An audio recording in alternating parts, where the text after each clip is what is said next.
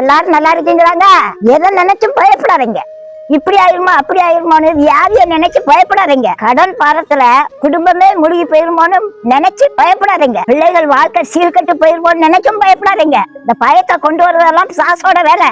கவலைப்படாதீங்க. ஏசப்பா இன்னைக்கு உங்களுக்கு நல்ல வார்த்தையை கொடுத்துருக்காங்க. சாசு சுவாமி மாதிரி சீறிக்கிட்டு வருவான். அவன் அப்படி சீறி வரும்போது ஆவியானவர் கொடியேற்று வரான். ஆவியானவர் ஏத்துறது கட்சி கொடி இல்லைங்க, பரலோக கொடி. அந்த கொடியை பார்த்தாலே பிசாசு அலறிக்கிட்டு ஓடிடுவான். கொடியேத்துனா என்ன அர்த்தம் உங்களுக்கு தெரியுமாங்க? பிரதமர் தேசிய கொடி ஏத்துனா இது எங்க நாடு எங்க மக்கள்னு அர்த்தம். எதிரி பக்கத்துல வரமாட்டான். ஆவியானவர் கொடியேத்துனார்னா இது என் பிள்ளை வீடு, பக்கத்துல வராத பிசாசுங்கிற அர்த்தம். ஆவியானவர் உங்க வீட்டுல கொடியேற்றிட்டாரு. இனிமேல் பிசாசு உங்க வீட்டு பக்கமே தலை வச்சு படுக்க மாட்டான். எல்லா பயத்தையும் தூக்கி குப்பையில போடுங்க.